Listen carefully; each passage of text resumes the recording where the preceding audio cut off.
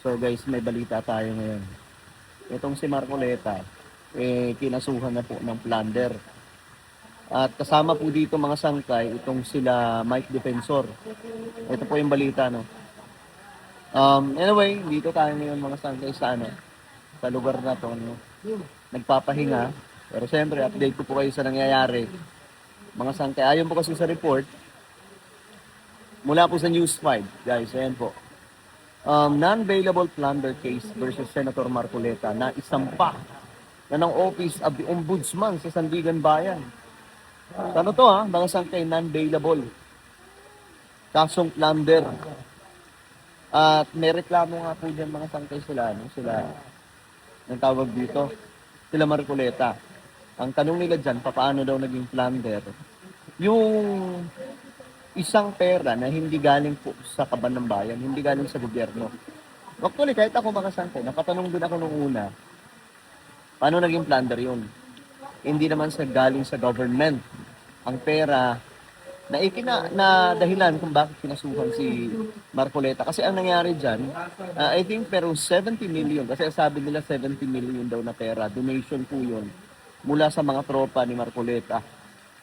Sila Mike Defensor, kasama po ng kanilang mga kaibigan. No, nag-ambagan po sila.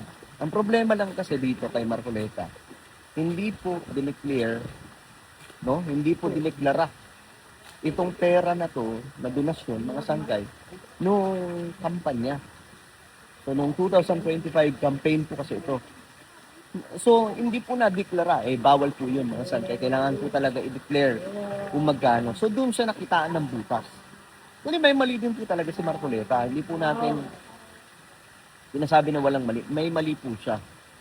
Pero ang hindi ko alam kung kung gaano kabigat ito na kaso. Kasi plunder non-bailable po ito. No? Non-bailable. Ibig sabihin, hindi po siya makakapag-bail dito, makukulong siya habang ang kaso ay nariyan. Unless mapawalang sala sa mga sangkay. Pero, ayon nga po kay Marcoleta, kumpiyansa daw po siya mga sangkay na ito po ay mababasura lang. Kasi ang tanong nila dyan, paano naging plunder yung pera na hindi naman galing po sa kaban ng bayan, no? Siguro ang ibig sabihin niya doon mga sangkay na kung hindi dapat plunder yung kaso, kundi hindi ko alam, hindi naman ako legal expert, no? Kundi siguro iba na kaso ang pwedeng i-file, hindi po yung plunder. So, ewan ko mga sangkay kung ano po ang inyong opinion dito. Kasi ulitin ko, ang pera, hindi galing sa gobyerno Hindi ninakaw galing sa gobyerno, kundi pera siya galing po sa mga tropa niya.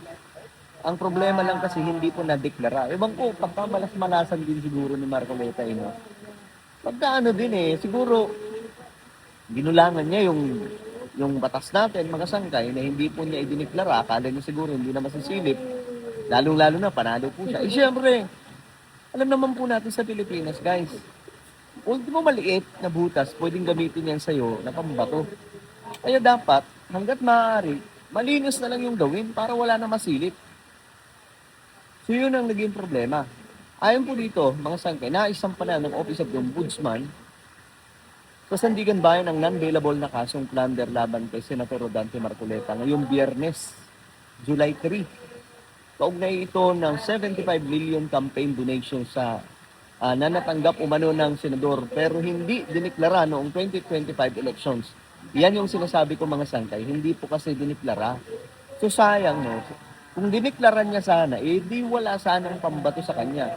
Do may mga aga-aga mga sangkay na itong kaso daw panakit butas lamang po para po mga sangkay hindi daw po makaboto si Marcoleta sa isasagawang impeachment trial, no? Or impeachment decision, no, ng mga senador. Mga senador kasi ang mag-decide nan at magpepermahan doon kung magbobotohan mga sangkay kung sino ang papabor sa guilty or not guilty. Si Marcoleta daw, kailangan pong matanggal.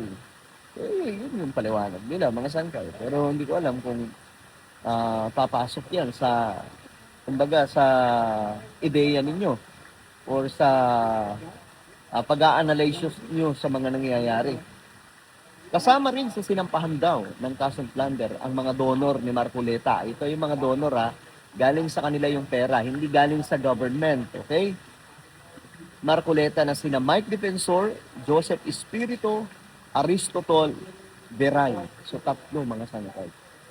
Tatlong mga ano to, tatlong magtotropa na ngayon ay kinasuhan ko sila. So, itinuloy ng ombudsman na ang paghahain ng kaso sa kabila ng ilang araw na kilos protesta ng mga miyembro ng Iglesia ni Cristo bilang suporta kay Marcoleta. Okay, nakita naman po natin yun mga sangkay. No? Ang tingin ko dyan, kailangan po talaga nila ituloy. Kasi kung hindi nila itutuloy, makikita ng taong bayan na takot sila sa Iglesia, di ba? Takot sila sa INC. So, kailangan nilang patunayan na hindi po sila takot at itutuloy po talaga nila yung kaso. May pagtatawanan po yung ombudsman dyan ng maraming Pilipino. Noon, ang halimbawa ng mga Marcos supporters, sasabihin nila, duwag pala itong ombudsman. Natakot sa iglesia. Kaya mga sangkay, tinuluyan pa rin. Pero ang tanong dyan, gaano siya kabigat? Ano ba siya mag-build up? Kaya bang i-build up yung kaso na yan? At kaya po siyang maging matatag na kaso na kayang magpakulong at mahatulan si Marcoleta ng guilty?